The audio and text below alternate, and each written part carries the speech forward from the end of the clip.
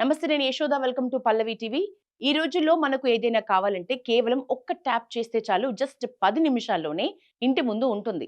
Blinkit, Instamart, Zepto వంటి apps మన జీవితంలో ఎంతగా కలిసిపోయాయి అంటే అసలు మనం వాటికి ఎంత బానిస అయ్యామో కూడా గుర్తించలేనంత కలిసిపోయింది.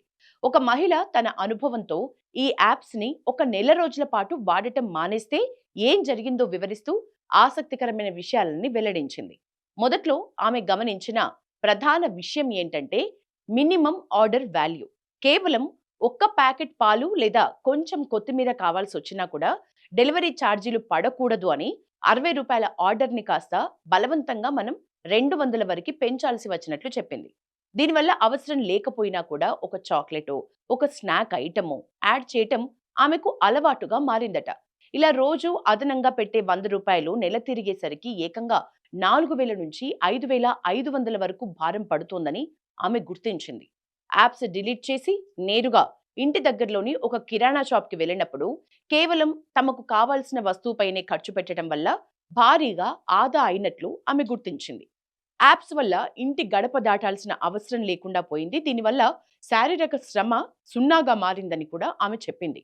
యాప్స్ వాడటం మానేసి కూరగాయల కోసం సంతకు వెళ్లటం, పాల కోసం నడక సాగించటం వల్ల తెలియకుండానే శరీరానికి వ్యాయామం దొరికిందని చెప్పింది. జిమ్‌కి వెళ్ళకపోయినా ఈ చిన్న చిన్న నడకలు తనను హెల్తీగా ఉంచుతున్నాయని చెప్పింది. స్వయంగా వెళ్లి కూరగాయలు ఏరుకోవటంలో ఉండే ఆ తృప్తి యాప్‌లో చూసి ఆర్డర్ చేయటంలో లేదని కూడా చెప్పింది. ఇక అర్ధరాత్రి ఐస్ క్రీమ్ తినాలి అనిపిస్తే ఫోన్ తీయగానే అందుబాటులో క్విక్ డెలివరీ సౌకర్యం ఉండటం వల్ల మనం మన మనసుతో పోరాటం మానేస్తున్నాం. కానీ యాప్స్ లేకపోవటంతో ఆ క్షణం కలిగే కోరికల్ని కూడా అదుపు చేసుకోవటం సాధ్యమవుతుంది అని ఆమె చెప్పింది. దీనివల్ల అనవసరమైన క్యాలరీల నుంచి కూడా తప్పించుకుంటున్నామంటుంది.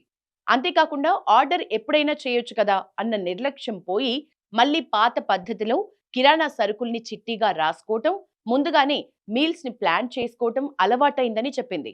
మొత్తానికి నిమిషాల్లో అన్ని డెలివరీ చేసేస్తున్న క్విక్ కామర్స్ యాప్స్ చెడ్డవని ఆమె అనటం లేదు.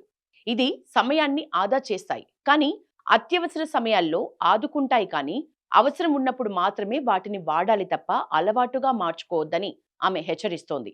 ఒక నెల పాటు జరిగిన ఈ డిజిటల్ డిటాక్స్ ఆమెకు డబ్బును మాత్రమే కాదు, ఆరోగ్యాన్ని, మనశ్శాంతిని కూడా మిగిల్చిందంట.